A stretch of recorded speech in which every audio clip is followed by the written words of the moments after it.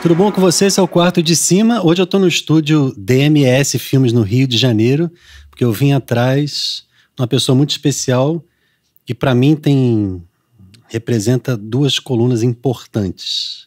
O profissional, um dos melhores profissionais de dublagem do Brasil, e uma referência que tem um testemunho muito bonito na nossa igreja, um testemunho de conversão lá na juventude. Eu estou falando do Eduardo Borghetti, que para mim e para alguns é Dudu Borghetti, mas oficialmente não, né? Eduardo Borghetti. Tudo bom? Quiser. Tudo bem com você? Que bom, obrigado por ter vindo, obrigado por ter aceitado o convite. Muito legal, sempre é bom a gente dar testemunho e falar das coisas.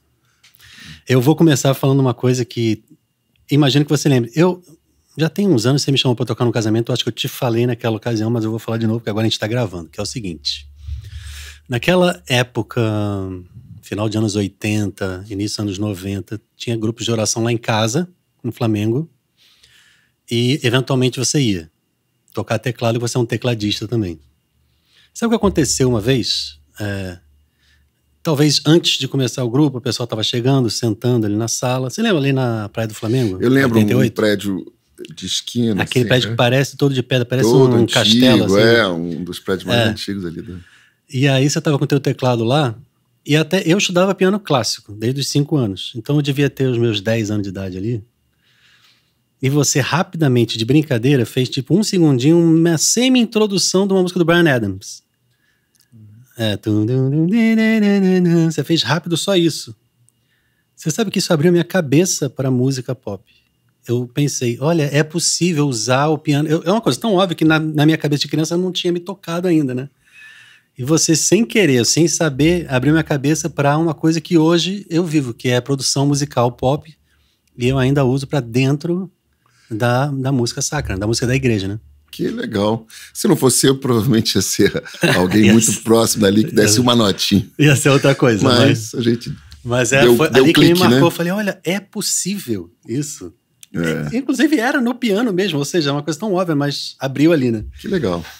E sempre me lembro disso. Eu não sei porquê, mas ali criou um amor em mim de observar como é que a música popular tem uma linguagem que alcança rapidamente a emoção, os sentidos, né?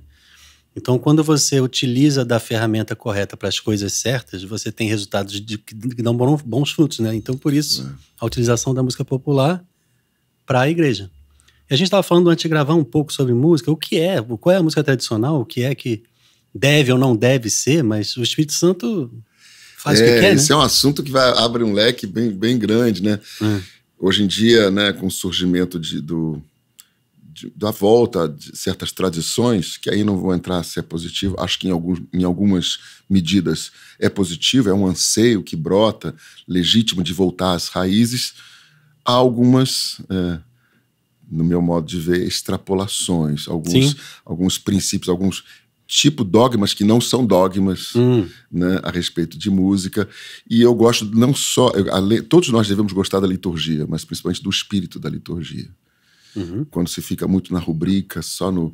etc. Claro, é importante, a missa prevê, a liturgia prevê as coisas, o que é abuso litúrgico, que se usa muito, mas também entra o que é o espírito, né? E eu acho que o que Deus mais julga é com que espírito eu participo da liturgia, né? Exatamente. E sobre... Bom, isso aí abre um leque... a gente não grande, vai... A gente abre os leques que muito grande, mas quisermos. Fora coisas que são inapropriadas, né? A maneira como você ministra a música para que ela favoreça a oração, para que ela não atrapalhe, para que ela muito menos compita. Mas eu já vi muitas missas com órgãos, aquele órgão bem tradicional, em que eu tive dificuldade de rezar. De tão porque alto, estava te tirando do espírito de oração. De tão fora. Já vi outros que também podia, já vi músicas tocadas com violão, teclado, que não me ajudava a rezar, e já vi músicas tocadas com teclado, violão e bateria, que se integraram perfeitamente à liturgia, não ficaram duas coisas paralelas, né? Mas uma coisa só. Eu acho que esse que é o ideal da liturgia. O zelo é que importa. Se você está afim de fazer o seu melhor, ou você está a fim de outras coisas, porque eu tô a fim de fazer show. A motivação, né? Isso motivação. transpassa. O jeito que você se comporta, as pessoas percebem, né? Você tá ali para fazer show ou você tá ali para ajudar e a maneira como mergulhar até a maneira como você toca, exatamente. Ela acaba... Traduz, né? Acaba passando esse tipo de coisa. Então, rapidamente, a gente falando sobre essa história, né?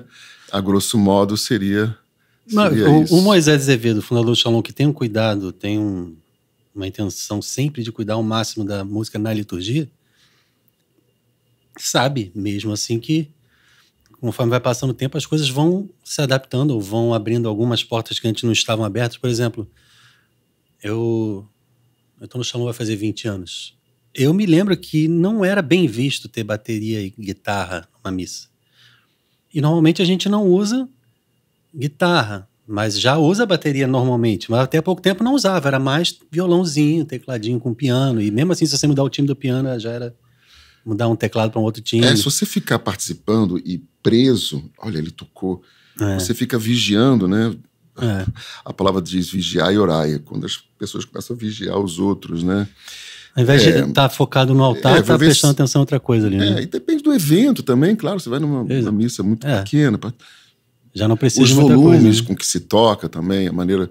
E aí, sim, eu sei que volume, tem muita gente que a gente gosta, fala. muita gente respeitável que diz que não cabe, não pode. Até que a Santa Sé diga, tá proibido, pois é, com clareza.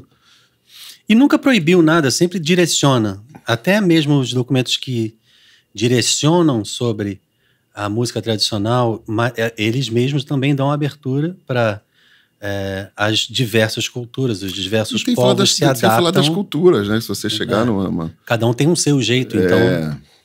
o próprio documento diz isso aqui, dependendo da cultura, não é isso, vai ser aquilo, vai ser outra coisa. Você não muda o conteúdo, né? O conteúdo você não muda.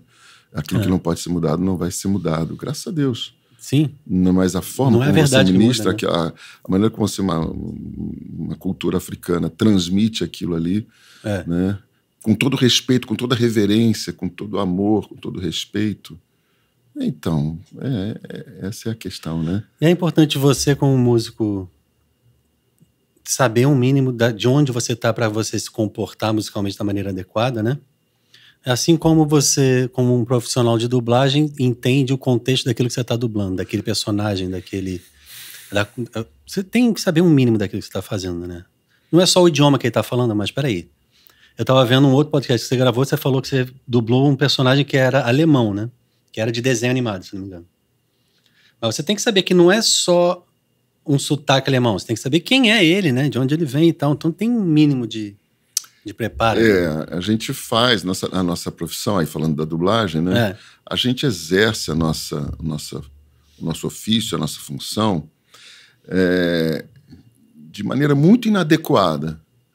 Mas a gente de maneira muito inadequada. Isso eu posso dizer aqui, tranquilo. É inadequado você fazer um papel muito importante sem poder ter assistido o filme antes. Aí acontece muito por causa da pressa, talvez, né? Porque, bom, existe a questão de segurança, você não pode mais compartilhar o material e tudo mais. Então, é uma arte de fazer arte com pouquíssimo tempo. Você tem que processar, você tem que compreender. É o mesmo processo, a dublagem é o mesmo processo para o cinema e do teatro. Só que com algumas especificidades. Nosso trabalho é trabalho de ator, né? Então, obviamente, você vai do âmbito, assim como um pintor vai do esboço para o detalhe, né? A gente deveria fazer esse processo. A compreensão do todo, a compreensão do personagem, a compreensão da situação e das nuances, né?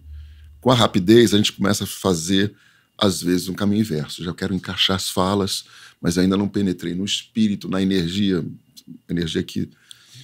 Energia existe, né? Da alma, né? Eu uso muito essa palavra alma, né, também nas aulas que eu dou. A compreensão do personagem, que muitas vezes...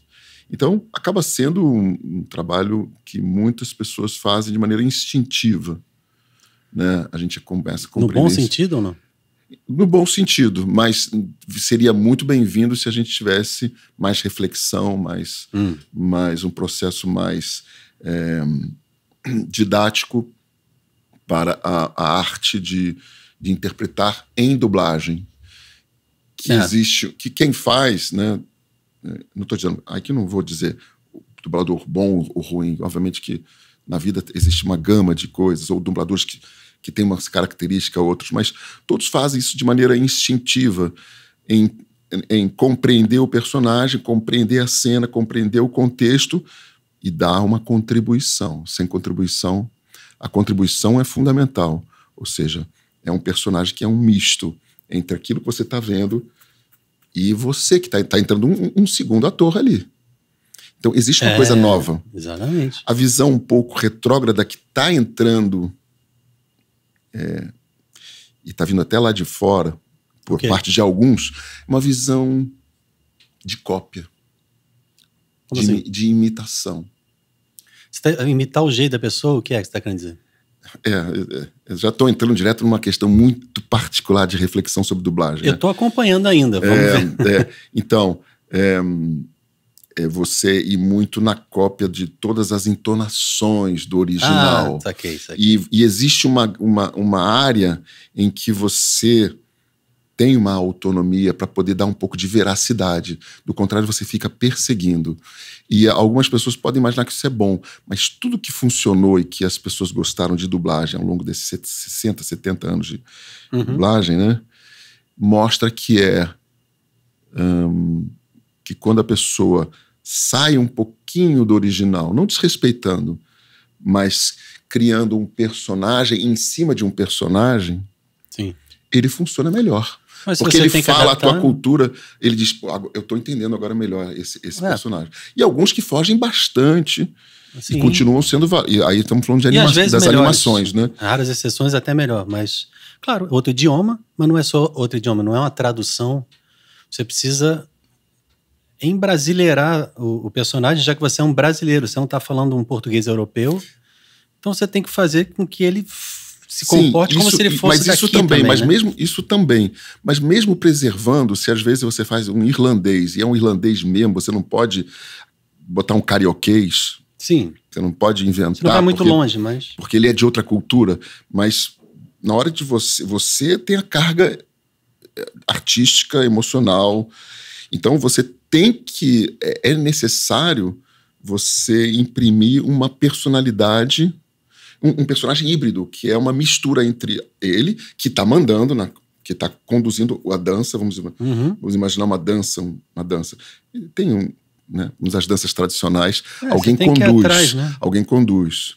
Mas tem horas que você ganha um pouquinho. Sempre vai ser você. Você descola um pouquinho. Sempre vai ser você dançando com ele, não é...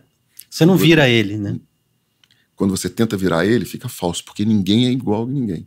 Então, quando as pessoas têm aquela visão de tem que imitar, elas estão desconhecendo tudo que até ela foi bem apreciado, foi bem aceito, foi bem entendido, cativou as pessoas, é aquilo em que o dublador criou algo mais, ousou. Para alguns, aí temos duas vertentes. Para alguns puristas, vai dizer, não pode, porque o ator já fez aquilo ali. E tem outros que diz, pode e deve, porque entrou um segundo ator. E ele também tem que ser respeitado. Não por uma questão de bandeira, mas por uma questão de quando ele cria e sabe criar algo em cima daquilo que ele está vendo, do original, aquilo fala ao coração, aquilo faz com que as pessoas se identifiquem melhor. Aí vamos citar o Orlando Drummond, que faleceu aí, Scooby-Doo, aí o Alf, o É Teimoso, que não é da tua época, que faziam sucesso por causa da dublagem. Quando você tirava a dublagem, aí vai as animações Tá Dando Onda, aí vai as animações A Nova Onda do Imperador, aí vai as animações né, Os Incríveis, né? O famoso português lá, o professor. Mas o Alf eu vi lançar, tem 44 anos, pô. Hein? Eu tenho 44, viu? É o lançamento do Alf no Brasil. Pois é. Então tudo que as pessoas gostam... Orlando Drummond tinha essa voz que você sabia que era ele, mas era tão bom que você... eu assisto, como te conheço, eu falo, o Dudu falando ali. Mas cada um você faz de um jeito. E eles fizeram assim, eles colocaram um toque, personalizaram a coisa. Então para talvez fechar esse assunto, que ele é muito específico, eu acho que a dublagem boa, ela tem que caminhar para esse lado. Mas você vê gente, às vezes, nova, chegando que até de fora, que às vezes não fez um estudo sobre isso, e aí fica com uma tela de computador, uns programas ótimos, procurando apenas match de voz. Quem é o dublador que tem esse timbre de voz? Não adianta muito, né? Porque você vai pegar um cara que tem um timbre... E ele não pegou o match de interpretação. Quem é o dublador que faria um tipo engraçado como esse? É fulano. Mas ele não tem a mesma match de voz. Qual é a prioridade? Aí a voz.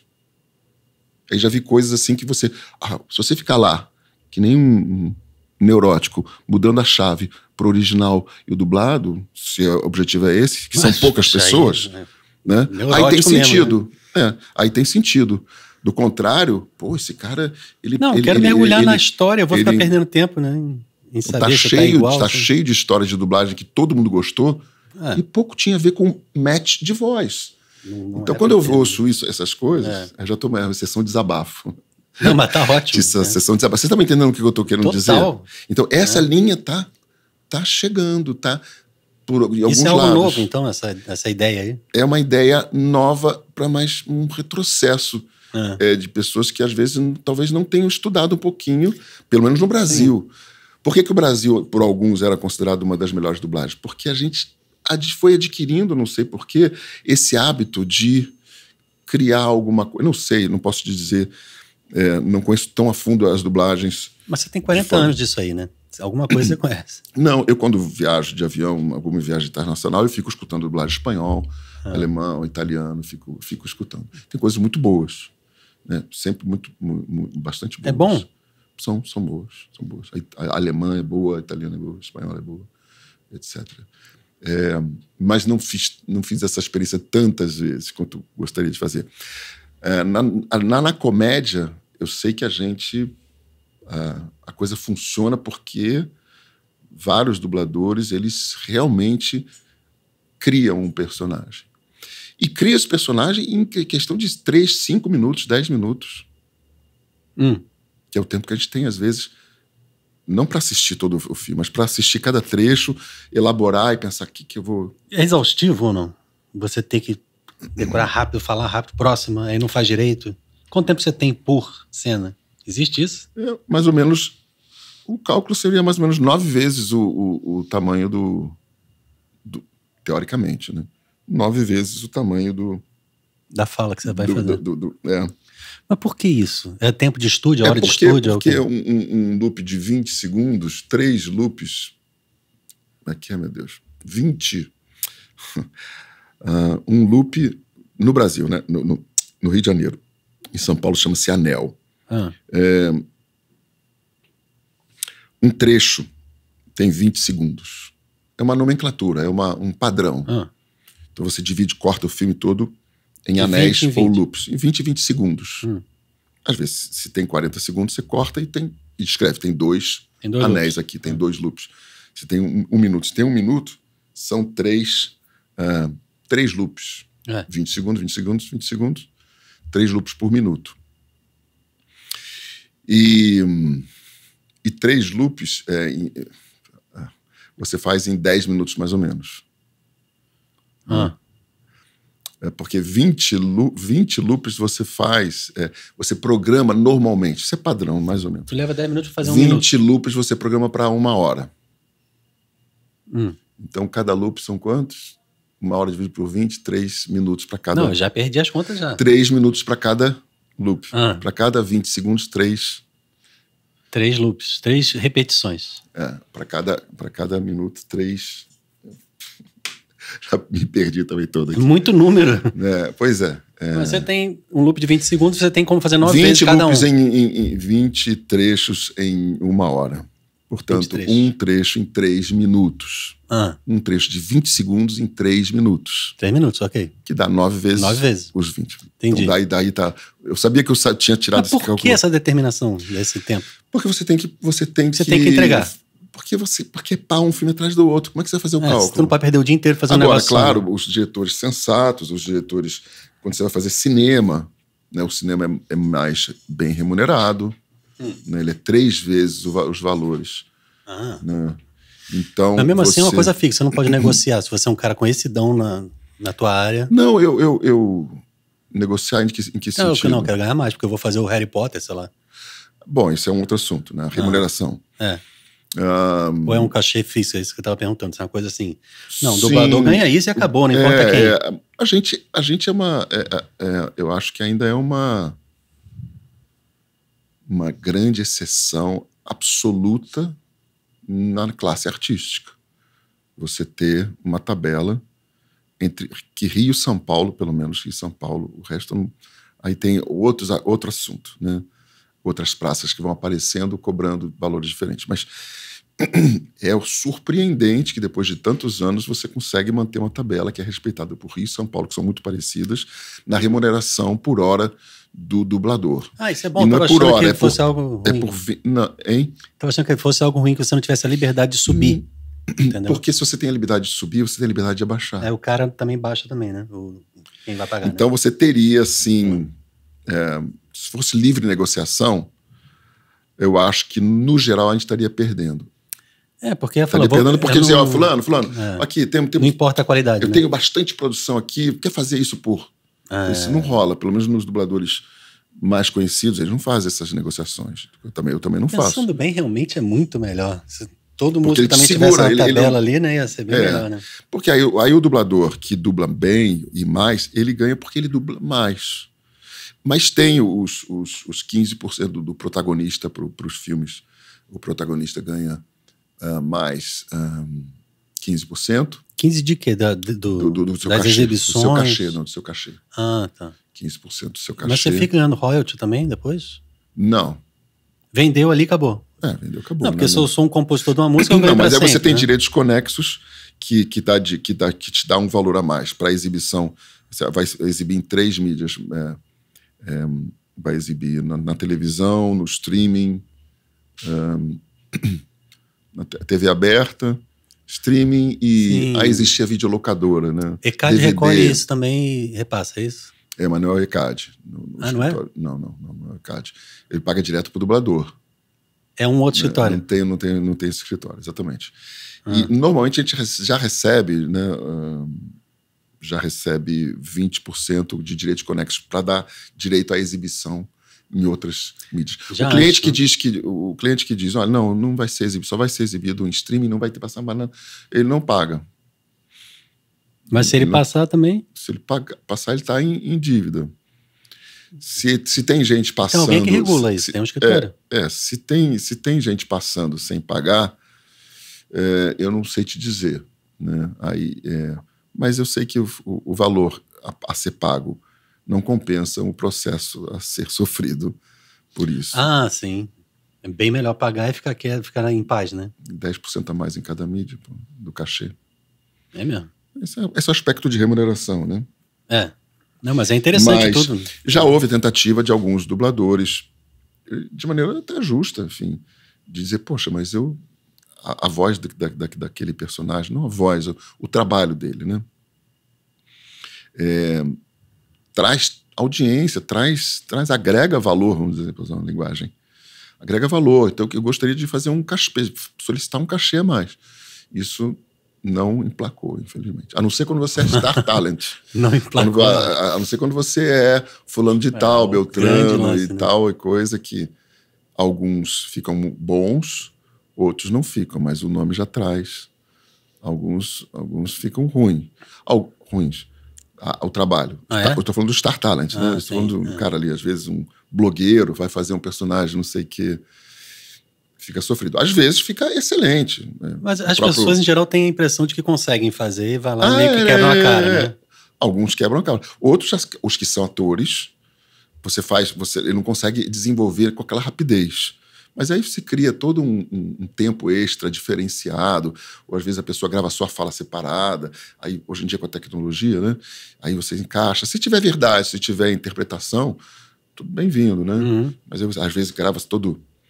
Já vi coisas picotadas em que de um Star Talent que eu olhei, fui no cinema, vi, cara, no final eu digo, tá, ok, ele encaixou todas as falas, mas eu não sei quem é esse cara no final, porque foi tão fragmentado que não sente não houve nuance, não houve dinâmica, né? E você acha que o mas já houve coisas... saca isso? Tem? Você acha que o leigo que tá assistindo saca Ele não isso? saca, mas aquilo não cativou tanto quanto poderia. É tipo música, né? A gente que entende sabe o que tá Quando acontecendo. é ruim, você sabe. Mas quem não entende sente que não tá legal, mas não sabe o que é, né? Não sabe o que é, não sabe por que não tá legal. Ou então não agrada tanto quanto poderia agradar. Eu não sei porquê, mas não gostei tanto, né? Não tá sem sal.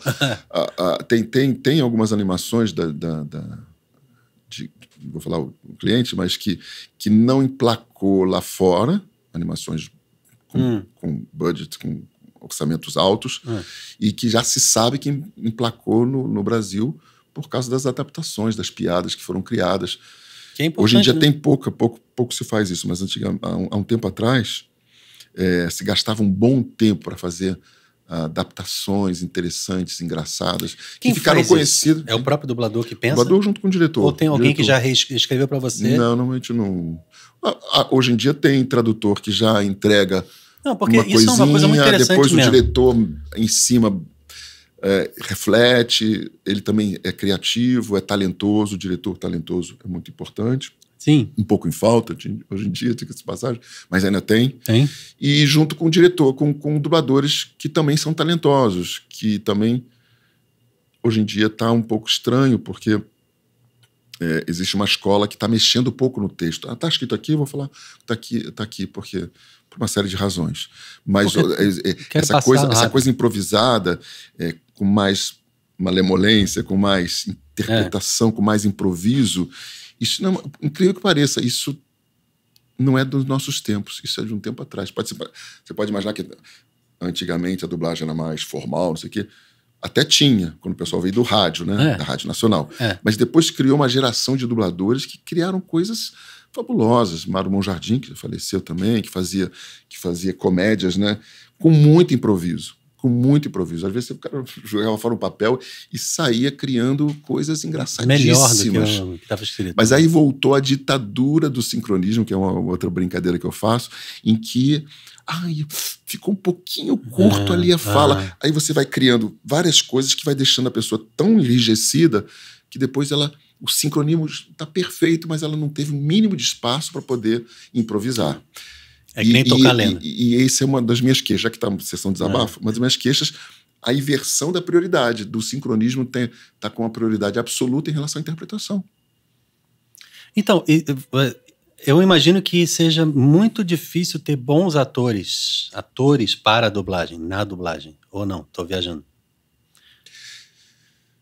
Continua tendo. Porque eu tenho queixas como público de assistir e falar, isso não tá bom, cara. Não, quando a pessoa fala assim, a dublagem é excelente, a dublagem do Brasil é uma das melhores, assim, pode ser uma das melhores, pode ser uma das piores, tanto faz. De qual que você está falando?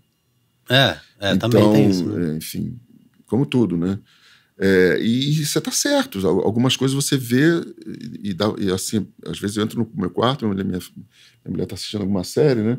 Eu assisto pouco televisão, assisto pouca série. E às vezes eu baixo a cabeça e digo, caramba, eu tô vendo a nuance ali, eu tô vendo a dinâmica da cena.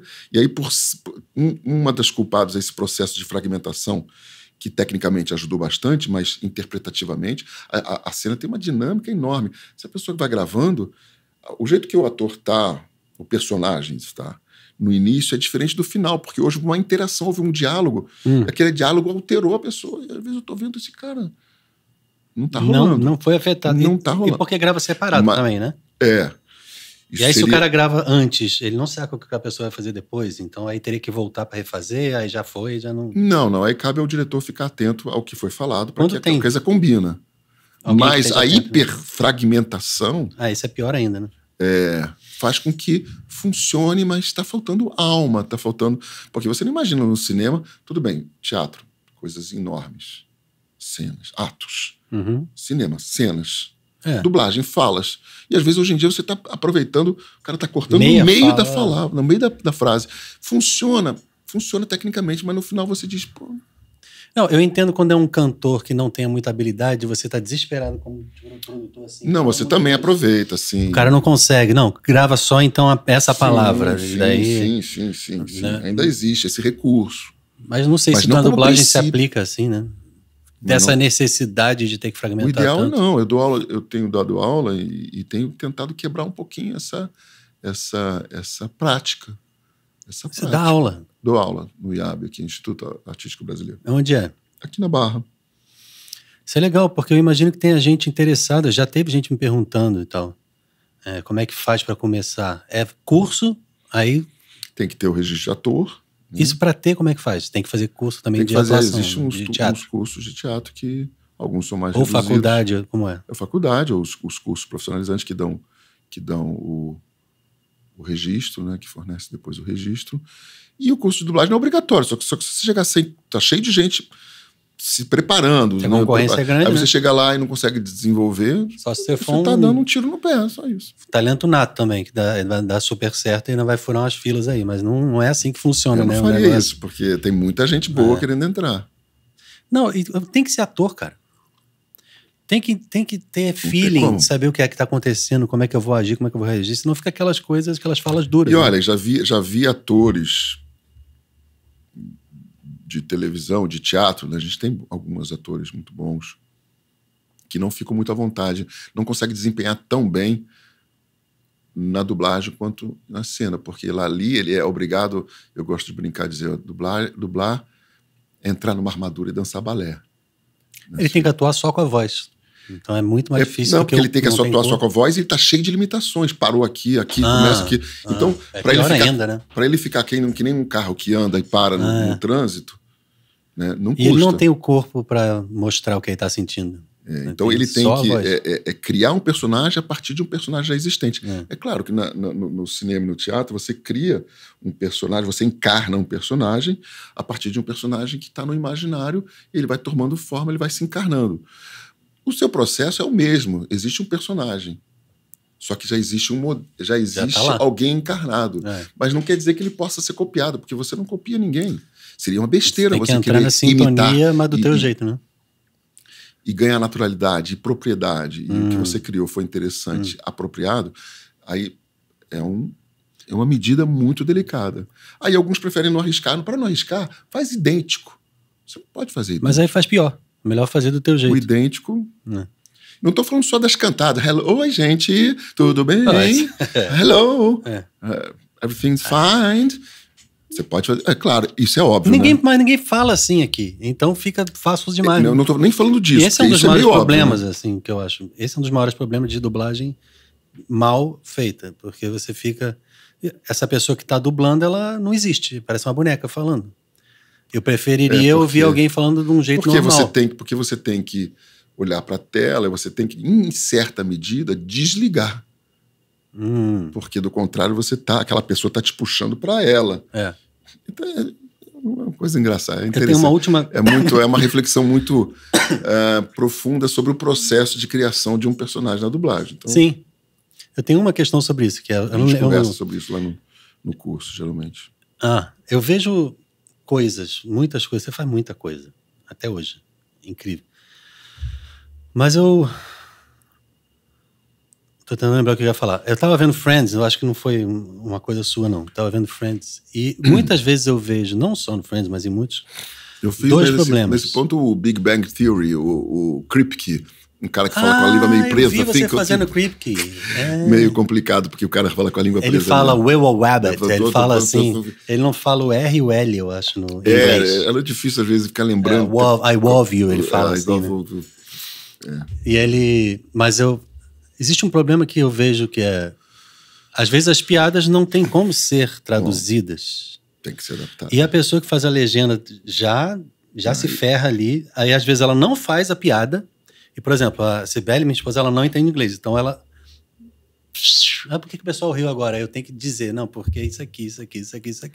Bom, aí você Como é que faz essa parada pra dublar uma piada? Você tem que fazer uma outra, tem que criar uma outra, né? E às vezes nem é tão engraçada. Eu me lembro que eu dublei, eu dirigi o Fresh Prince of Bel-Air. Você dirigiu quem?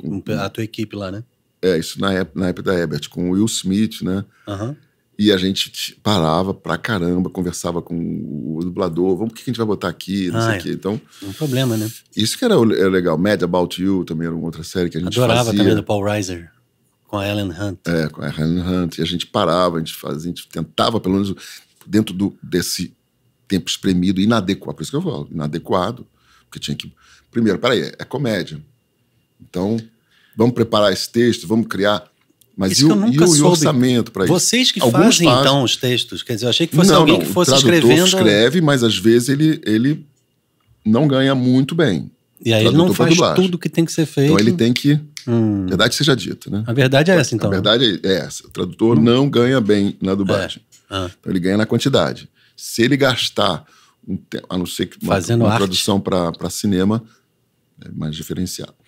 Se ele for gastar esse tempo, não compensa para ele. Então essa é a parte cruel da história, né? Deveria ser os clientes deveriam ter esse cuidado, assim, pagar melhor um pouco, né? Dizer, olha, eu preciso que esse seja mais adaptado, tem que ter um extra. Mas a coisa vai. Só que a gente é de uma época em que muitas dublagens alavancaram por causa da dublagem. Eu comecei com o Primo Cruzado. Isso realmente eu lembro total. A gente entrou na sala do seu Herbert Richards. Era o Primo da Cidade e o Primo Caipira, não era? Como é que era o nome do ator mesmo? Você lembra? Aí... Peguei, né? Mark Hammond.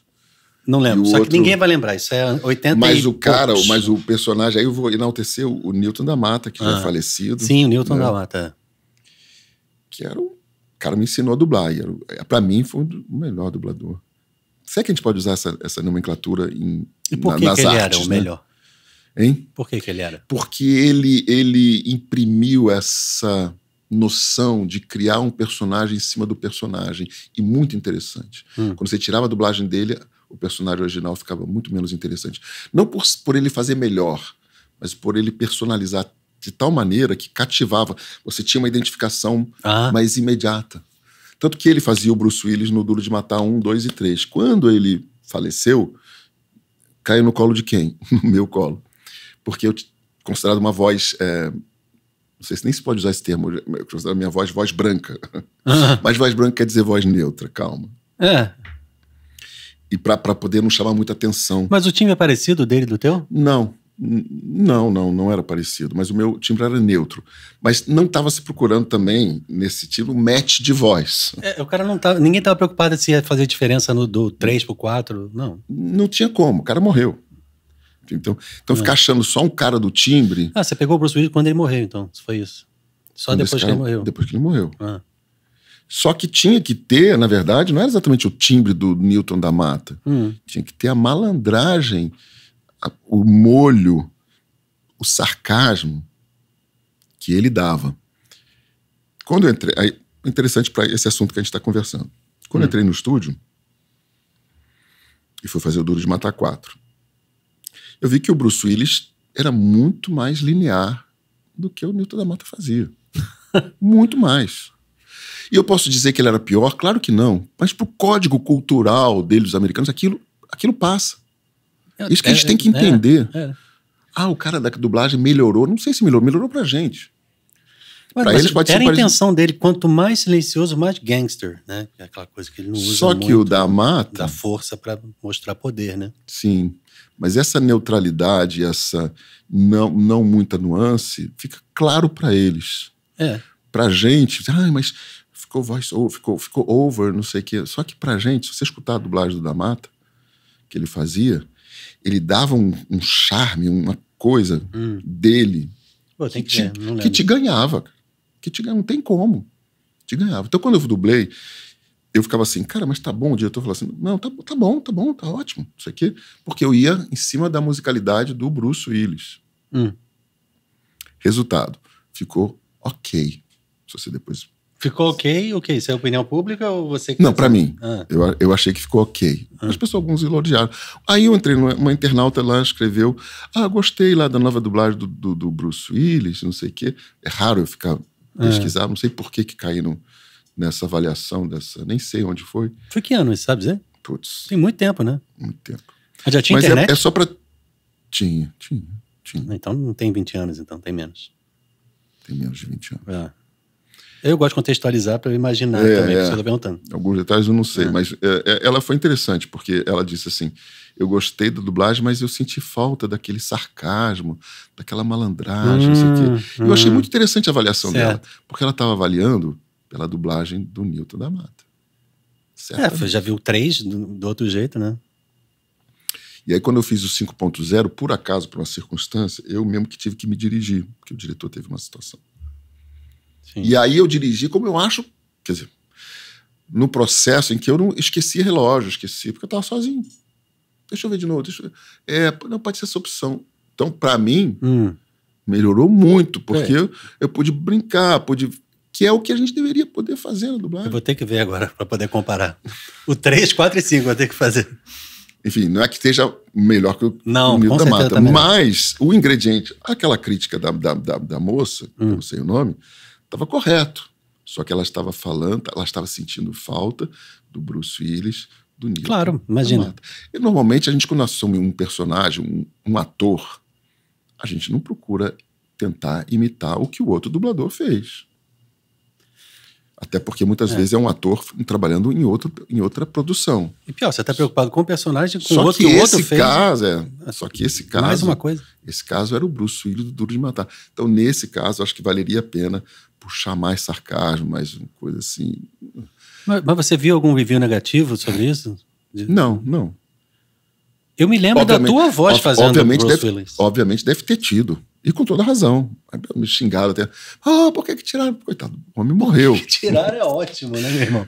Mas olha só, não foi a nossa intenção, porém. Mas eu só queria dizer isso para mostrar o quanto essa linha de dublagem em que o cara contribui.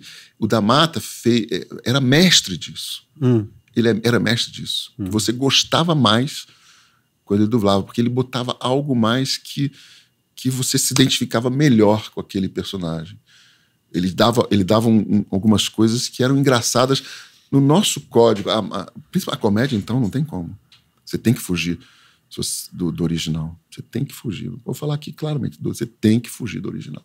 Senão não funciona. Aí você vai ver o Adam Sandler do Alexandre Moreno, é prova disso, enfim. E de outros aí que a gente faz, ou do próprio Terry Crews que eu faço, mas eu faço muito em cima do Brooklyn Nine-Nine, né? Sim. Bom, eu já não faço há muito tempo. Mas é um pouco mais em cima do original, né?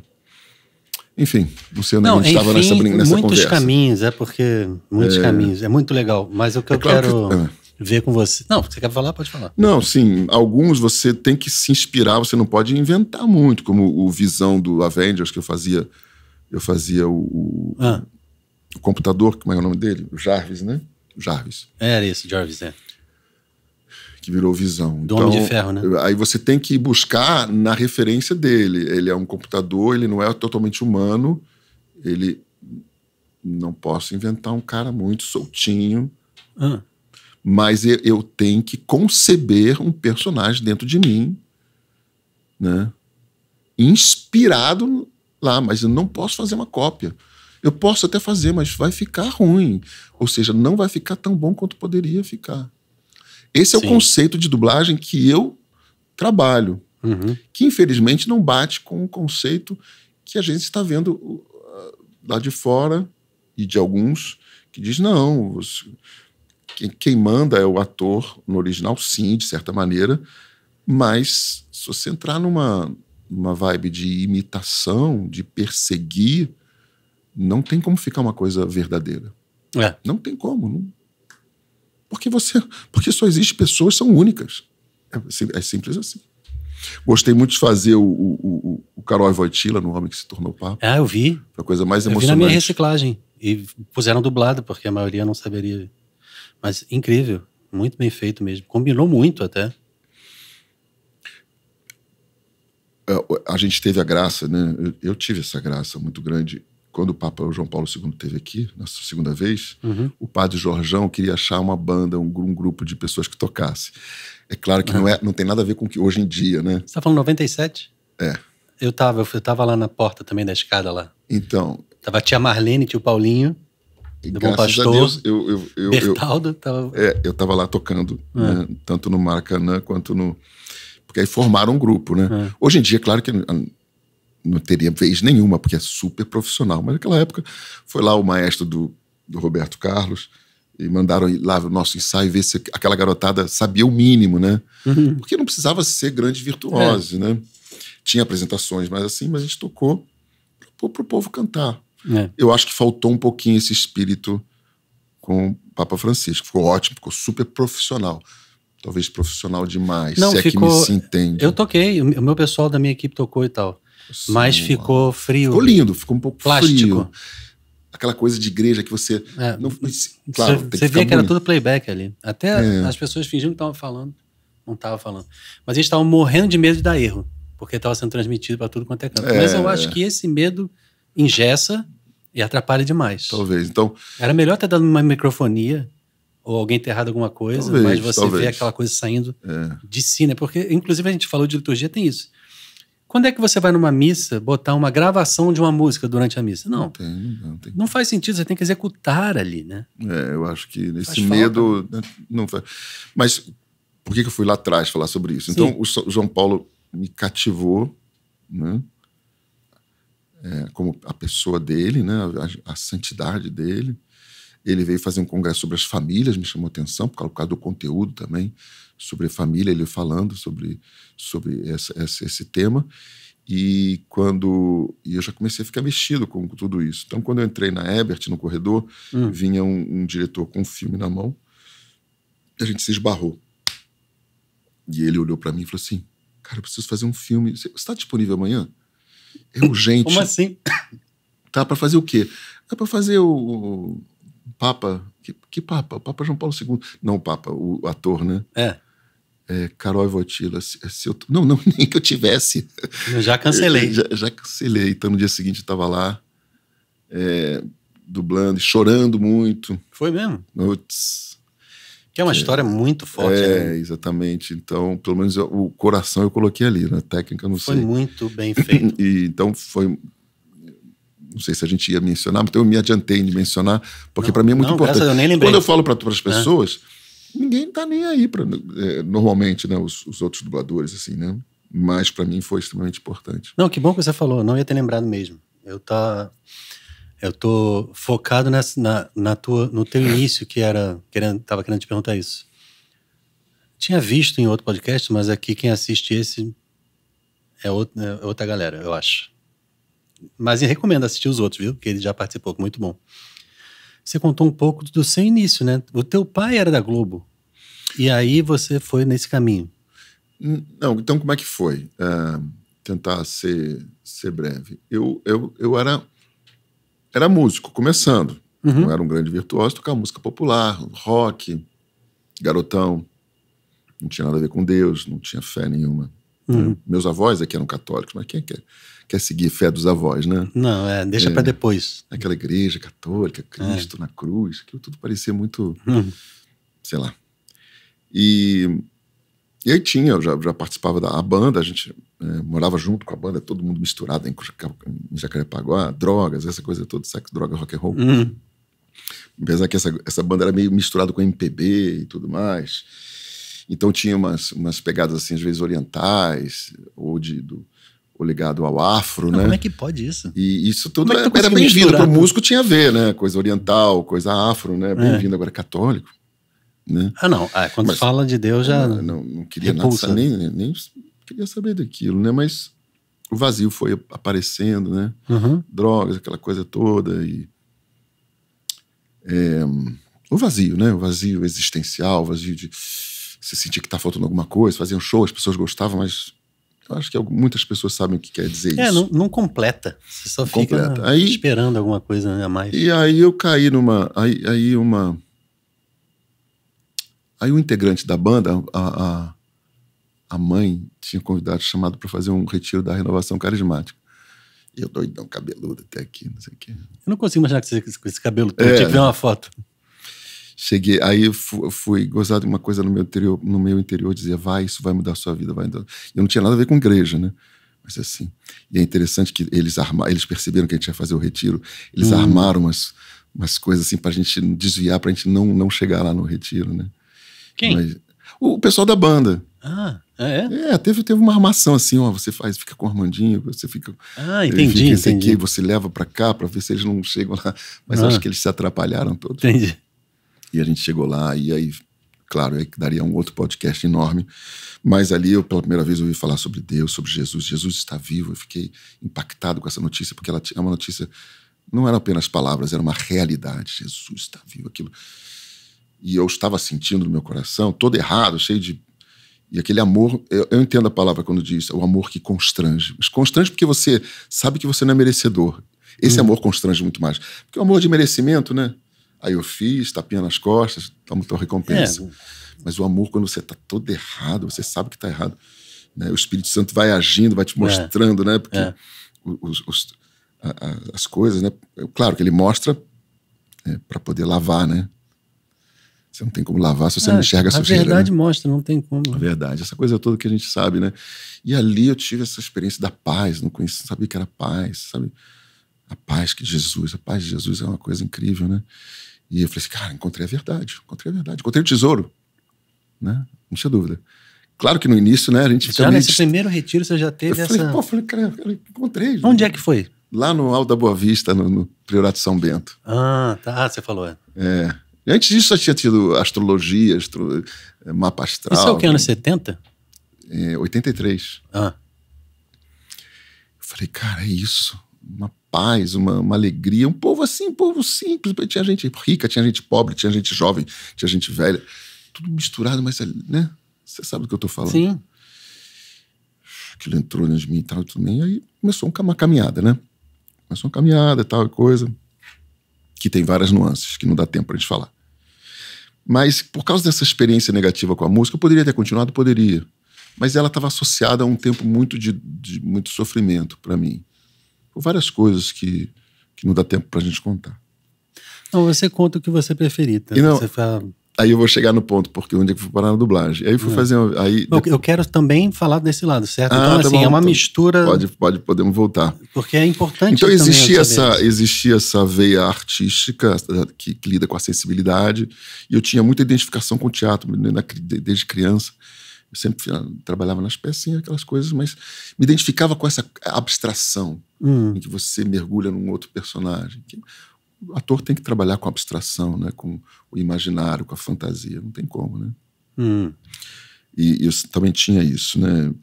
Mas não tinha despertado ainda. Então, quando eu voltei de uma viagem, aí meu pai viajou, levou eu e meu irmão, né? Eu tinha 20 anos. Quando a gente voltou, o filme não era dublado. E era interessante, porque não tinha aquele cabo... O cabo de áudio era um tubo oco. O som saía dali e ia pelo Era como fone. Você ouvir numa mangueirinha. É uma mangueirinha, exatamente. Eu acho que eu lembro disso. Porque naturalmente tinha que ser descartável, né? Que coisa de louco, né? Você pensar, você não e aí, como não tinha, eu tirei e fiquei dublando o filme pro meu irmão. E você era fluente, então? Não, fiquei inventando. Ah, você ficou inventando? Fiquei inventando. E aí sim, por isso que entra, quando eu pisei no Brasil, eu vou ser dublador. Você ficou 2 horas fazendo aquela brincadeira ali. E falei, vou ser dublador. Por acaso, o meu pai tinha conhecimento lá com o Herbert, né? Porque trabalhou na Globo muitos anos no setor, não setor artístico, setor empresarial. Diretor de relações internacionais, de contratos, de transmissão, essas coisas todas. Mas conhecia o Herbert Richards. O Herbert falou assim, olha, ele é ator? Não. Ele já fez curso? Não. Eu posso pedir para alguém ouvir ele, se ele tiver um mínimo de jeito. Né? Isso em consideração demais com o teu pai, né? Sim, havia. Então não posso negar isso. Né? Mas ele falou, olha, não tem como fazer alguma coisa se não... Aí eu caí na mão lá desse Nilton da Mata. Que já era o cara. Que já era, Nilton da Mata era diretor, dublador, do Dustin Hoffman, do Bruce Willis, e muitos outros, que poucas pessoas conhecem o trabalho dele, porque vai ficando para trás, depois de falecido, né? Não tem como. Mas se você pegar as coisas que ele dublou, você... E aí ele chegou, tá aqui é o script, ali a cena. Você olha aqui, você olha ali, marca aqui as pausas, como se fosse a coisa mais simples do mundo, mas é meio assim, como tipo assim, vou ver esse cara se estrepar aqui, porque é óbvio que isso... Vê aqui, vê ali, marca aqui. Marca aqui, olha ali as nuances, vê como é que ele tá, a emoção dele, isso aqui. Só que no bife, a gente chama de bife, né? Texto, é quase impossível você fazer um troço daquele sem ter experiência, não sei o quê. Então aquela mão, tua mão desceu, aquela mão que é necessária para poder pelo menos entrar na Herbert e começar. Eu fiz aquilo de primeira. Deu certo? Deu super certo. Aí ele virou para mim e falou assim, então você já dubla? Aí, Caramba, o Nilton D'Amato dizer isso de primeira? Aí me valeu a contratação. Mas foi só naquele momento, porque depois, quando eu falava A, B, C, não fazia nem bom dia, dava certo. Aí deu tudo errado depois. Depois eu comecei a aprender, né? E ele teve paciência de te ensinar e tal? Ele Ele teve essa paciência. Quer dizer, ele viu o talento, deu certo ali, Deus ajudou, iluminou o momento ali, deu tudo certo pra você. Mas eu não sabia aquilo que eu tinha feito. Então, sim. Essa é a mão. Meio que um milagre ali, né? Uma intervenção, vamos dizer assim. Né? Não, mas eu já acho uma intervenção divina, você, do nada, você é dublador, parece um transe. Não, pois é. Porque eu tinha orado e pedido a Deus, sim, eu queria uma outra profissão. Você já tinha passado pelo retiro? Já estava numa caminhada muito de início, que não era nada, sabe, era só, tipo, realmente, Deus existe, Jesus existe, Nossa Senhora existe. Porque antes disso você não tinha nem essa concepção? Não, nada. Não acreditava em nada. Só meus avós acreditam e tal. Comecei a acreditar em coisas místicas. É aquela coisa Seixonoye, essas coisas da época assim, ou não? De coisa de existe alguma coisa, né, e tinha tal. umas coisas assim na época, não tinha? Mas Jesus, isso tudo... A fé católica não faz nenhum sentido se você não tiver um encontro pessoal com Cristo. Isso, exatamente. Não tem como. Não tem como convencer. É uma empresa de padres e freiras, é isso? As pessoas pensam não, você precisa ter um encontro emocional.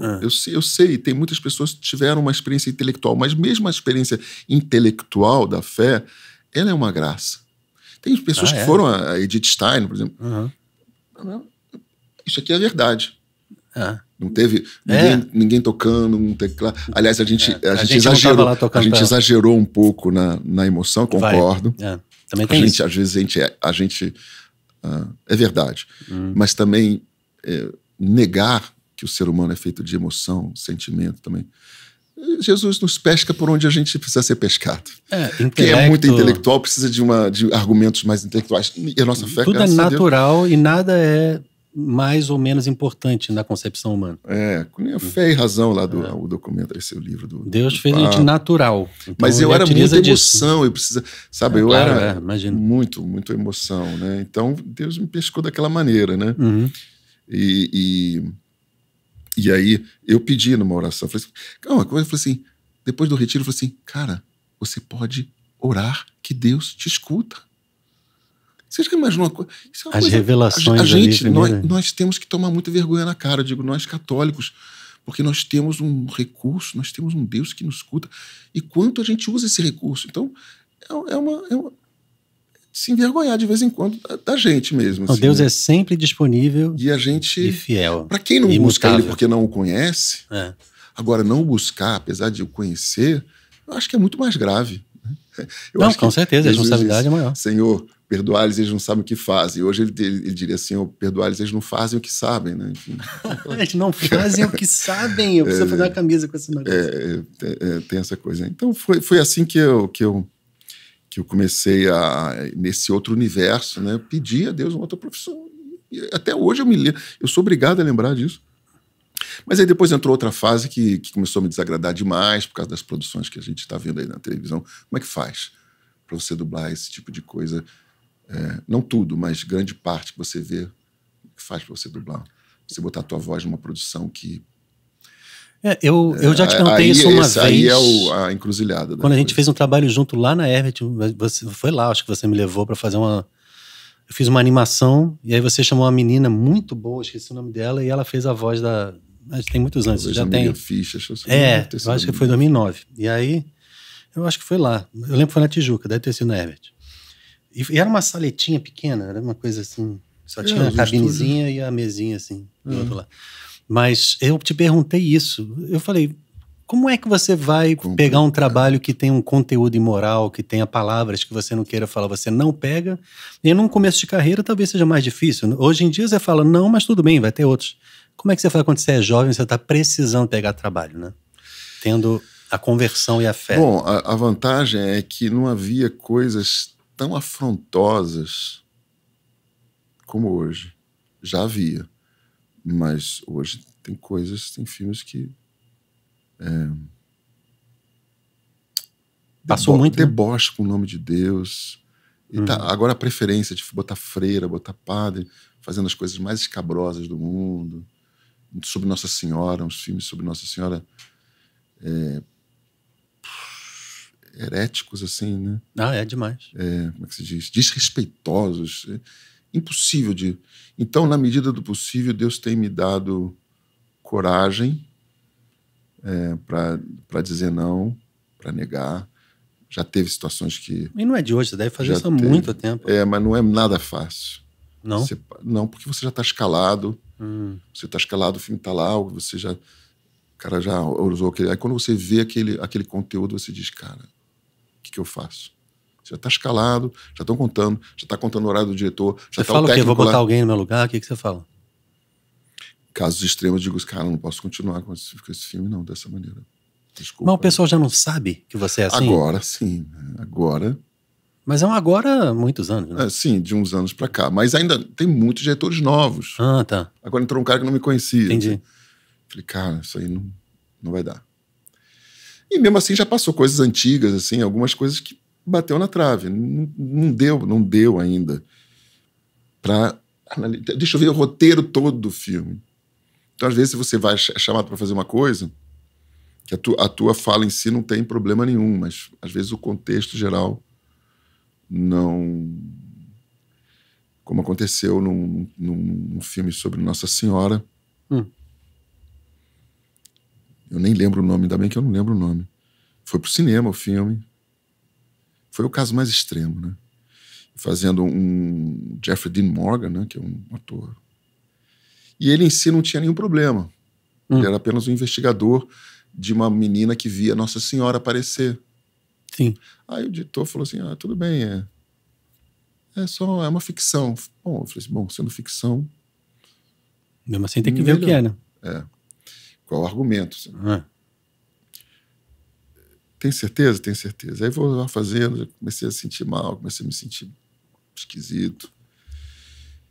Tudo bem. Aí a menina tinha visões de Nossa Senhora e no final quem aparecia era um diabo que tinha o nome de Mary. Um diabo, uma entidade maligna que se fazia passar por Maria. Sim. Até aí. Bom, é uma ficção, a menina... Sim. E fui levando. E dublei o filme inteiro. Quando eu fui receber o meu voucher, que chama, né, do pagamento, por acaso o técnico deixou passar os créditos. Algo mais depois do que o final do filme. E aí o amigo que fez o filme, o roteiro do filme, ele botou no final, porque no fim do tempo aparecerão falsos profetas que irão enganar a muitos, até os escolhidos, se for possível. Passagem da Bíblia. Falei, o que essa passagem está fazendo aqui? É um filme de terror? E aí? Botou a passagem. Subiu. E eu fiquei. Aí eu começava. Aparição de Nossa Senhora de Lourdes, aparição de Nossa Senhora de Guadalupe, aparição. Falei, que querendo isso? sugerir que aquilo era falso. Que aquilo era o que diabo. Era tudo o diabo aparecendo, na verdade. Ele saiu da ficção. Fez um link ali. Entrou numa argumentação. E o filme não era mais uma ficção, era um argumento. A intenção do cara era... A mais importante era a parte final para ele. Aquele texto. Era para ele fazer... no meu modo de ver, ele quis... O roteiro do filme é uma reinterpretação sobre as aparições de Nossa Senhora, baseado no argumento de que aquilo é coisa do diabo. E aí, cara? Só que ele usou um gênero terror para fazer isso. Ou seja, ela põe mais um peso em cima de Nossa Senhora. É uma imagem terrível, né? Se o filme tivesse terminado ali, dela. Pode ser. Existem aparições falsas de Nossa Senhora? Nós sabemos que sim. Deve ter. Mas aí você fez o quê? Você pediu para tirar a tua voz? E aí e aí foi isso que eu fiz, né? Eu mandei uma carta lá para Sony, mandei uma carta para... Até não sei... já tinha ido embora? Já tinha, não foi possível tirar do cinema, mas o cinema sai do cinema, né? Foi possível tirar do streaming. Foi? Foi. Alguém refez tua parte? Fez minha parte. foi uma coisa drástica.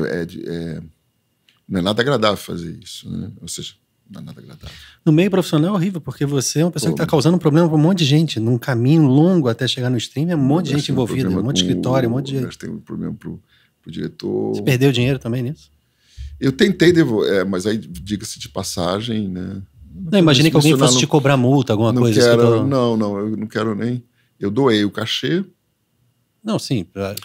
Mas eu queria devolver o cachê, mas a pessoa, o dono da empresa, uma pessoa sensacional, ele não quis receber. Ele tinha também uma devoção especial de Nossa Senhora. Então ele entendeu total o que você falou, né? Ele entendeu. Mas foi complicado. Eu não chequei ainda, espero que eu esteja lá. Mas isso é recente, então? Isso é relativamente tô achando recente. que era uma história lá atrás. Não. Porque o diretor... Por que acontece? É que o ator, eu já fazia ele. Tá. Então era muito simples obviamente, você continuar. E depois esse diretor, que também é um cara muito parceiro e tal, mas ficou assim, né, com atitude, porque ele teve que dirigir de novo e tudo mais. Ele me passou isso. Ele mesmo, quando ele viu, ele disse, cara, é mesmo. Ele entendeu essa maneira que eu tinha entendido, mas quando termina o filme, você já não... Muitas vezes você não vê o resto dos créditos. Não, e precisa de uma atenção além, porque além de você estar tendo que fazer o trabalho focado nas falas, nos trechos, nos bifes, você olhar o todo e falar, isso é um filme sobre o quê? Né? E, dei uma pancada aqui. Um filme sobre o quê? Para você ainda sacar, porque isso é uma coisa que geralmente você nem faz, uma coisa não dá tempo, você tá gravando e vambora. Quando você grava para um TLC, para um Discovery, é uma coisa... Um buddy fazendo um Carlos Bakery, como é que é o nome? Cake Boss. Você não vai pensar sobre o quê? Aquilo ali é pontual, né? Então... Aí a gente vai, ainda não consegui, com a graça de Deus, os filmes católicos que têm passado no cinema, e agora é uma vertente que está aumentando. É claro que alguns filmes ainda têm boa qualidade, mas não se compara a uma produção hollywoodiana, mas tem tido uma grande aceitação. Os filmes que a Kobe Produções, que é um escritório e um apostolado do São Maximiliano Kolbe, que tinha um apostolado nas mídias sociais grande, né? Uma São Maximiliano que morreu num campo de concentração, deu a vida dele, né? Deu a vida dele em troca de um pai de família, né? Alguns conhecem, outros talvez não saibam disso, mas ele tinha muito essa preocupação. Então a Kolbe, o escritório está em São Paulo, está trazendo muitos filmes. Trouxe filme sobre São José, Coração de Pai, trouxe filme sobre agora o Guadalupe, né? Trouxe filme sobre Santa Vicenta Maria, trouxe filme sobre Santo Antônio Maria de Claret. E o pessoal foi atrás de você para fazer trabalhos com você? E aí eu também insatisfeito com essa coisa toda, porque comecei a perder trabalho, comecei a perder faturamento, né? Mas eu não estava preocupado com isso, porque, obviamente, alguns diretores, algumas pessoas disseram assim, bom, não, você é ator, você tem que fazer tudo. Eu digo, não. Não existe, nem ator de teatro faz isso, não faz tudo. Eu falei, não. Então, teve alguns diretores que compreenderam, outros disseram assim, você não faz isso, também não vou escalar. Ok, faz parte das consequências. É melhor não esquentar a cabeça, por que essa implicância? Não, tem que fazer tudo. Busca outro, pega outro, tem tanta opção. Isso, exatamente. Mas acaba diminuindo os teus vencimentos. Não, né? Isso é que eu... Drasticamente, porque todo mundo começa a saber. Né? Porque... você se prejudicou, porque você ofereceu... Pior que não, de imediato sim, foi caindo o faturamento. Eu digo, Senhor, tu sabes tudo. Tem a história de uma irmã do Shalom, que eu não sei de onde ela é, São Paulo, eu acho, ou é do Rio. Jornalista, era da Globo, posso estar errado, pode ser de outra emissora. E aí pedindo para ela cobrir o carnaval na avenida, e ela não tem como fazer isso, e aí eu acho que perdeu o emprego e tal. É claro que perde, claro. Mas aí não tem nem o que criticar, a vida é feita de... Eu também não fico lá choramingando, porque você não me escalaram, porque... Amém. Você escolheu. E parte. Deus proverá. Né? Deus tem provido. E aí, um dia, eu não acreditava muito que minha profissão tivesse alguma coisa a ver com LinkedIn, né? Mas eu fui fazer lá minha ficha no LinkedIn. Apareceu lá o Kolbe, fiz um contato com eles conversamos. Eu tenho feito muita coisa para foi ali que vocês se acharam? Ali que a gente se achou. LinkedIn funciona, brother. Mas para bom, nunca funcionou para mim, mas eu tenho fé que funciona. Mas ali funcionou o contato. E eu expliquei, e aí a gente fez. E tem coisas muito boas. E estou muito feliz aí com essa. Eu quero ver se a gente consigo fazer coisas com a Lumine, né? Principalmente as coisas do Bispo. Lumine, pessoal, muito gente boa. Principalmente os filmes e as coisas, produções com o Bispo Robert Barron, né? O Barron, gosto muito dele, americano, né? Ele tem as pregações muito bonitas. E combina, eu acho que o perfil mesmo. Agora que eu pensei, dá super certo. E eu posso falar com o pessoal, se você... Eu posso. Eu gostaria muito. Mas você, ao meu ver, você não precisa de contato de ninguém, né? Não, a Ângela, que é a fundadora da Kolbe aqui no Brasil, fez, mas se eu tivesse uma oportunidade de um dia ir lá e conversar, seria muito bom.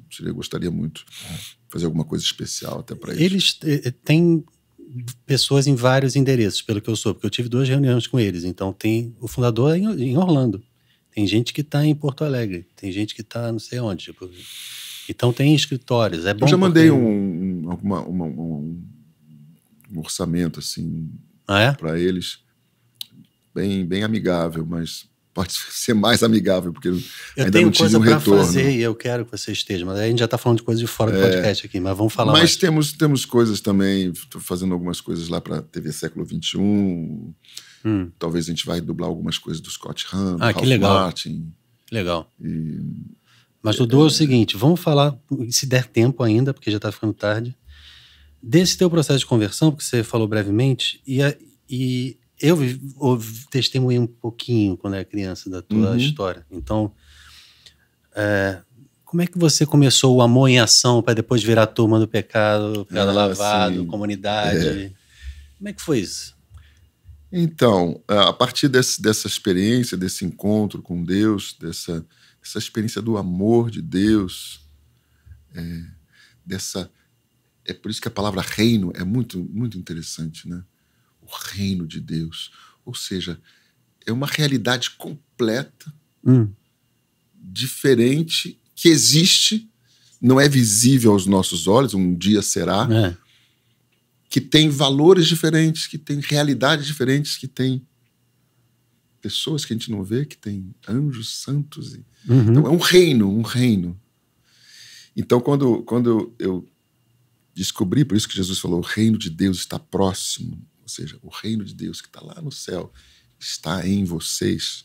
Não o reino de Deus está próximo, eu pensava que o fim está próximo. Que é daqui a pouco. O reino de Deus está próximo. O reino de Deus, as coisas de Deus, o próprio Deus está próximo. Ele com o seu reino, né, que é um reino. O reino também tem leis, e as leis são diferentes, os valores são diferentes, tudo que é relativo ao reino, né? Eu gosto dessa palavra reino. Então, quando eu tive essa experiência que me abriu para o reino de Deus, havia necessidade da perseverança, né? Porque às vezes tantos começam bem, né? Tem aquele despertar, tem aquele fogo, e às vezes o mundo vai esfriando. Todos nós, de uma menor ou maior medida, tivemos a experiência de arrefecer, de deixar, não é bem assim, e daqui a pouco e a gente tem que fazer um esforço, né? Por isso que Jesus fala. A vida acontece, e aí você vai... Ele diz, bom, até aqui... no início parece que o pessoal usava essa expressão muito interessante, lua de mel, né? E é verdade, é uma lua de mel mesmo. Ele te carrega no colo, daqui a pouco, como uma criança, daqui a pouco agora você tem que começar a andar, você tem que fazer alguns esforços, você tem que cultivar essa vida interior, você tem que se esforçar, você tem que suar a camisa, você tem que rezar, enfim, você tem que estar na Santa Missa para ter comunhão com Ele, comunhão com os irmãos. E particularmente faltava um grupo, que não existia um grupo de oração específico da Renovação, e começou o Amor em Ação, que é um dos primeiros grupos da Renovação, pelo menos na Zona Sul, de jovens, né? E era onde a gente ia lá, né? Onde era? Laranjeiras, mas aí ele terminou lá. E aí o segundo passo, como se fosse uma segunda conversão, É claro que a gente tem várias conversões, mas para mim tinha 2 conversões básicas. Acreditar em Deus e se comprometer com Deus. Acreditar em Deus e ser discípulo. É outra acreditar coisa. em Deus, eu sei que o Senhor existe, e agora entregar a minha vida. Então, para mim, existe muito claro essa segunda conversão. E eu estava na primeira. Para mim, ele é como se fosse a paz que ele dava era como se fosse uma droga que eu usava, só que agora não terminava tão rápido, não era de graça. Então, a cabeça da gente é meio assim, sabe? Eu ia muito pelo que Deus nos dava e me dava, né? Essa paz, esse amor, essa alegria, né? Mas claro que não pode ficar só nisso. Então, o que eu quero falar com isso? Que eu tocava, mas no grupo de oração faltava quem tocasse. Eu não me comprometia, eu ficava lá de braço. Aí um dia eu escutei aquela frase, né? Bem no meu ouvido, assim, no meu interior: de graça recebeste, de graça dai. Aí, meu amigo. Né? Porque eu perguntava para Deus, por que eu sentia tanto assim, tal, e agora parece que eu tô... O que tá acontecendo? Aí a frase veio rápida assim: de graça recebeste, de graça dai. E aí eu entendi. Eu quero ver ficar parado depois disso, né? Eu entendi a mensagem, né? E aí eu me comprometi lá de tocar. E é interessante como é que você tem que morrer, né? Porque você chega com os teus conhecimentos, aquilo não serve para... Não é que serve para nada. Você tem que morrer para... eu vou chegar aqui que eu já sei tocar, daqui a pouco você vai se embananando todo, porque não é outro departamento, você tem que, né, descer. Eu lembro, passei por isso muito também. Você tem que descer, porque você já chega, você é músico. Você tem que morrer, e ali você vai renascer. Você tem que nascer de novo, né? Você tem que nascer de novo, até nas suas habilidades. Não é que Deus vai continuar usando suas habilidades, né? Porque... Mas elas têm que... Você passou por tudo por permissão dele, para você chegar ali daquele jeito. E aí você vai ser formado um ministro de música, não um músico. Pois é. Ministro de louvor, né? Você sabe como é que funciona. Eu lembro nitidamente. Eu lembro também quando o Nicodemos rezou por mim, em 2006. Eu estava quase 1 ano no Shalom, então já tinha passado por toda a testemunha ocular de Sol Maior, Bom Pastor, tudo que minha mãe, meu pai, o Bill, todo mundo, a galera viveu. E eu participei, mas ministrar música só foi depois de grande, para mim. Porque você no Shalom. Tinha que ter a sua experiência, né? E eu poderia ter tocado mais novo, mas tinha gente, né? Tinha os mais velhos. Então eu fui como participante mesmo. No Shalom eu comecei a servir, já tendo muita experiência musical fora de igreja. Tocar em banda de pagode, fui DJ, fui tudo que você imaginar. E chegando no Shalom, foi o Bill que me levou, inclusive. Aí me ajuda aqui no coral de Natal. E aí eu fui ficando.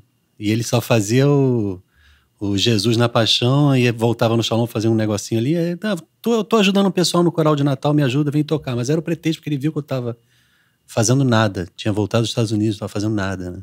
Ele está fazendo o quê? Eu falei, tava tentando tocar numa banda, não deu certo. Ele me ajuda no coral. Aí, nunca mais saí. Né? Vai fazer 20 anos, tem 19 anos agora.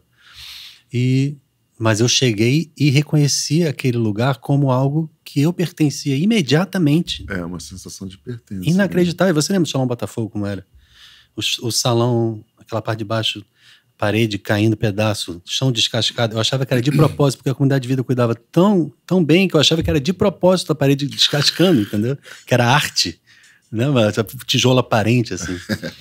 Mas eu fui aprender a ser ministro de música depois, quando eu tava, calma, não é assim, não é qualquer coisa e tal. E depois, quando rezou por mim, fez aquela oração que fez o escudo, não sei o que, a capa, não lembro exatamente qual oração. Eu tenho que pegar, toda vez que eu falo, as pessoas acham que eu sou ignorante, mas eu sou mesmo.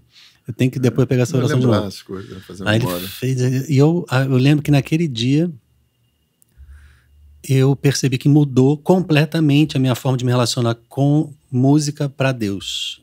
Ministrar a música passou a ser uma coisa como se eu tivesse recebido um sacramento, sem brincadeira. Não foi, mas como se eu tivesse, porque o zelo, o amor e a importância que eu passei a dar para ministrar a música era novo. Para mim, esse é o nome que se dá ao batismo no Espírito Santo. Também é. É o nome depois. Por quê? Isso é um outro assunto, uma outra janela enorme. As pessoas pensam que o dia do batismo do Espírito Santo é o dia que eu chorei muito, o dia que eu tive uma manifestação externa. Pode até ser, né? Às vezes o externo é manifestação interno. Às vezes não. Às vezes é apenas uma situação emocional mesmo, né? Mas a graça que você recebe quando você se diz sim, a graça que você recebe quando você se diz sim, esse é o Pentecostes pessoal. Não é uma graça de Nossa Senhora. Ela diz sim, ela fica cheia do Espírito Santo. Né?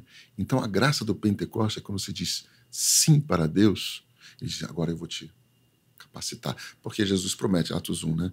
Recebereis força e poder e sereis minhas testemunhas. Como diz, recebereis por vosso poder para seres minhas testemunhas. Ou melhor dizendo, se eu não quero ser testemunha, você não tem como receber o poder de Pentecostes, porque Pentecostes é para você poder ser testemunha. Né?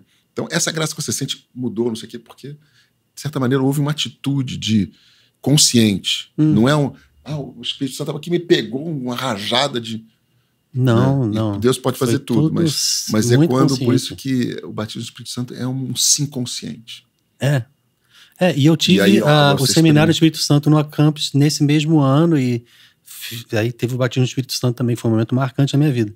Mas foram dois momentos. Uma atitude sua interior de eu quero dar o meu sim. Foi total, eu estava muito afim de fazer aquilo. Você aquilo. sente uma graça sobrenatural para te ajudar a fazer o que você não, pelas suas próprias capacidades, não poderia. E aí eu fiquei na homologação, mas depois eu comecei a caminhar na renovação na equipe diocesana da RCC, tocava, aí não estava compatível, estava dando problema no grupo, por causa da nosso trabalho na RCC, né? Então não conseguia me comprometer muito com o grupo de oração, então a gente continuou. Conheci a Vânia, já tinha a minha esposa no primeiro retiro, né? Ela me acolheu, deu um sorriso que me balançou, né? Mas até lá eu não achava que ia rolar nada, mas a gente se reencontrou assim, se olhou de maneira diferente, nos casamos, continuamos a servir juntos. Demorou muito tempo desse primeiro encontro para casar? Quanto tempo? 3 anos. 3 anos. Foi relativamente... 83, foi um bom tempo. Foi. 4 anos para namorar, depois 5 anos e meio para casar. Temos 4 filhos hoje. Somos casados há 36 anos. Caramba! 36 anos, né, pela graça de Deus. E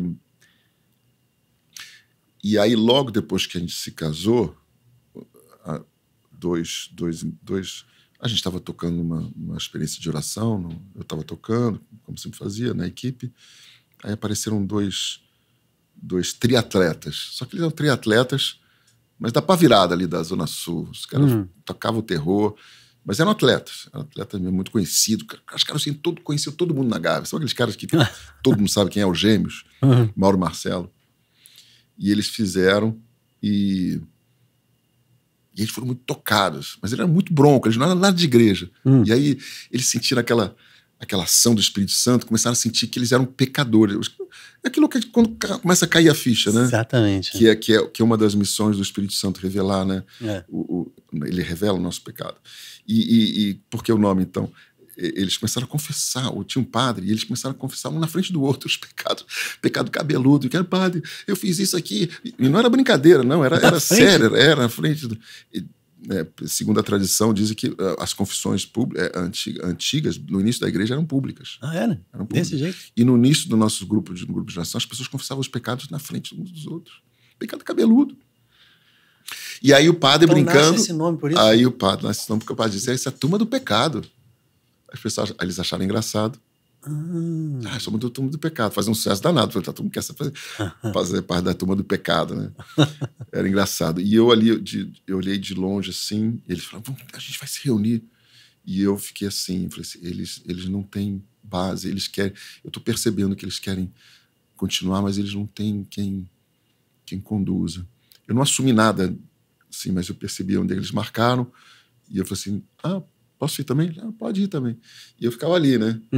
E era num apartamentinho ali na Timóteo da Costa, no Leblon.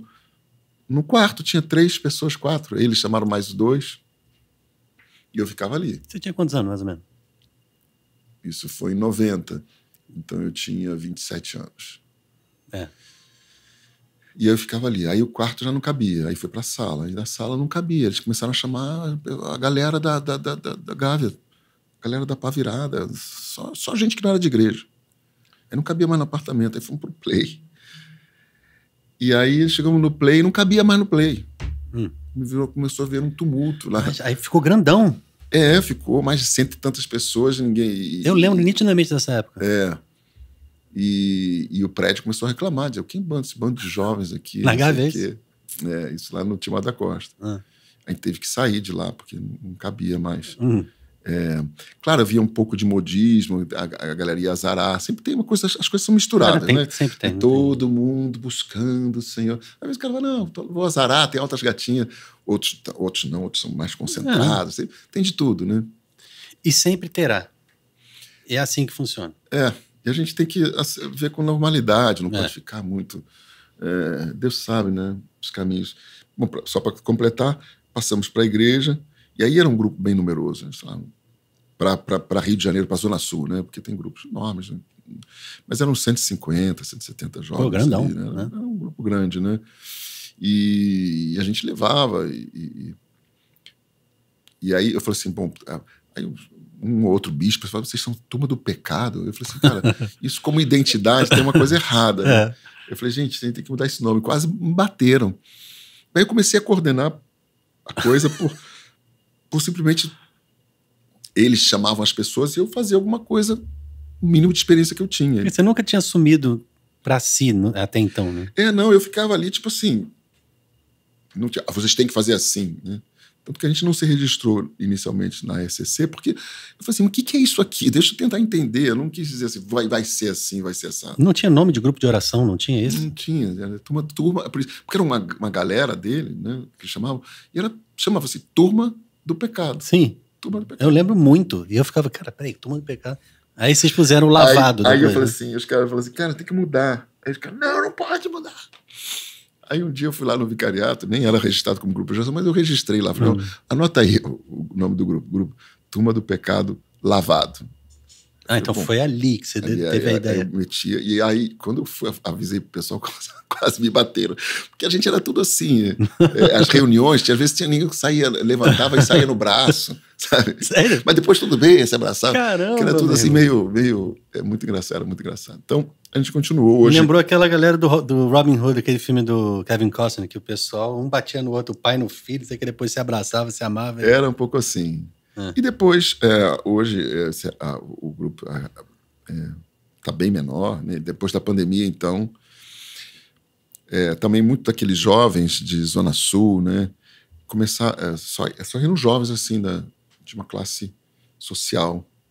Só que começaram a aparecer pessoas mais simples, mais pobres, que queriam também se achegar, né? Tinha um coração. E, obviamente, que a gente recebia, acolhia. Mas essa coisa de dizer que o jovem não é preconceituoso, ele não é em tese, mas ele não se mistura muito. Um jovem de Zona Sul, ele começou a perceber gente que vinha ali da Rocinha, não sei o quê. Eu tenho essa leitura. Não condeno, não, é normal. Né? As pessoas, os jovens que são jovens de Zona Sul, tudo bem, as pessoas mais simples, eu até gosto, até ajudo, mas não me dou, não sou... Tem isso. A amizade é com as pessoas. Tem isso. Então, eu acho que aconteceu muito isso, né? Começaram a ser pessoas, às vezes uma empregada doméstica, uma pessoa assim mais simples. Então, né? Você não fala nada, você não vai dizer, mas você começa a achar que aquela área... Não todo, não, porque continua aparecendo... graças a Deus a gente tem um grupo assim misto de pessoas das mais variadas, né? Tem pessoas que têm...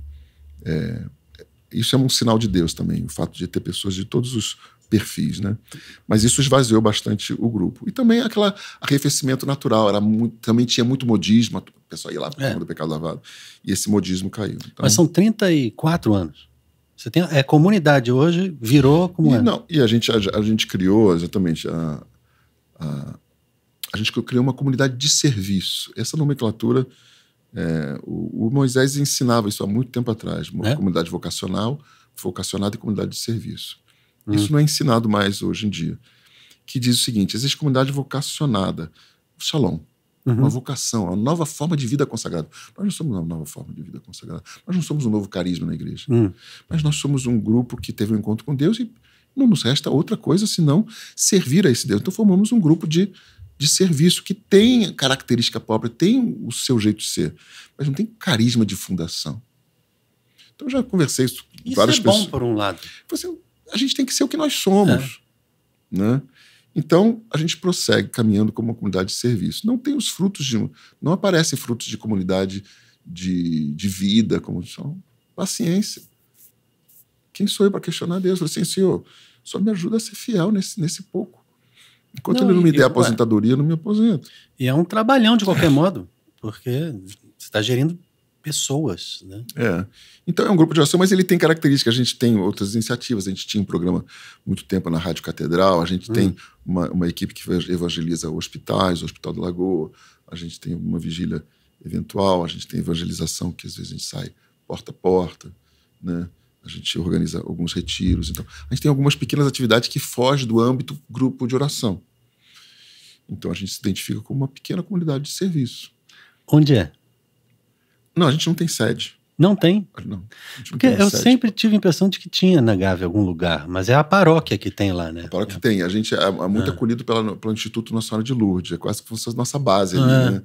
Então, ali a gente se reúne, ali a gente... Mas Instituto Nossa Senhora de Lourdes, de Mas surdos vocês têm um grupo de oração ou não tem um local? Não... o grupo de oração é na paróquia Nossa Senhora da Conceição. É lá? É lá. Sim. Mas a comunidade... Então é lá. A comunidade de serviço não, mas é porque ela tem serviços que extrapola a região, a área paroquial. Não tem o centro de evangelização, por isso que a gente não... Porque existem comunidades que estão ligadas à sua paróquia. Sim, Tem hierarquicamente o padre determina coisas em relação àquela comunidade. A gente tem um pouco de autonomia, vamos dizer assim. O grupo de oração não, enquanto está lá, ele responde ao padre. Mas a gente tem iniciativas que não diz respeito à nossa área. Então, nesse sentido, nós não somos territoriais nesse sentido. Algumas atividades que a gente realiza não diz respeito ao território. E se você pensa em 34 anos, não tem como ser um equívoco. É porque Deus quer assim mesmo. E é isso que é e acabou. Vai questionar Deus. É assim. Se vai se continuar, se vai ser... Eu não sei. Tem também comunidades que tiveram sua razão de ser durante o período por uma necessidade. Sim, depois por condições até humanas, ou fraqueza humana. Sim. Aí Deus falou, vamos utilizar até aqui, depois eu não sou capaz. Às vezes me questiono, mas quando se questiona sobre isso, nunca tem uma resposta muito clara.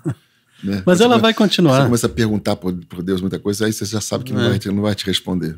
É bom quando você vê que aquilo não depende de você também. Então, você já se imaginou não estando lá? Ia continuar? Já teve várias vezes, várias situações. Eu fiz o Instituto Superior de Ciência Religiosa, que é um curso de teologia da Arquidiocese, né? Da formação junto com os padres, que eu fiquei quase, sei lá, 2 anos, 3 anos sem. E a galera tá lá. Não, definitivamente não depende de mim. É bom, isso é libertador. Né? Claro. Dudu, obrigado, cara, pela conversa. Eu sei que como eu falei no começo, são 2 áreas, 2 mundos.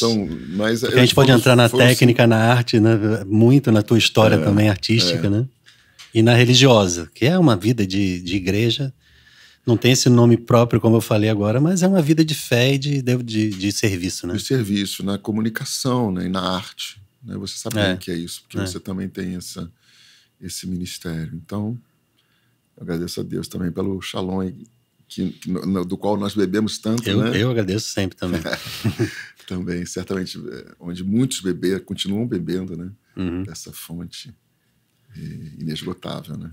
Obrigado por ter aceitado esse convite. Para mim foi uma alegria muito grande a gente ter tirado esse tempo para conversar. É sempre bom compartilhar, né? Tem várias outras nuances assim sobre dublagem ou sobre essa parte da espiritualidade, mas acho que a gente ficou, né? Pode ser para uma próxima. Quiser fazer a parte 2 aí, já anota uns tópicos contigo. A teu critério. Essa câmera aqui tá aqui para mim, show. Gente, se você curtiu, comenta. E como obra de evangelização precisa ser ajudada a compartilhar, pega o link no YouTube e compartilha com o teu grupo de oração, com o teu ministério, ou com alguém que você pense que vai curtir essa conversa aqui, porque com certeza tá Deus que inspirou esse encontro nosso aqui. Obrigado, cara. Grande abraço. Deus abençoe. Abraço.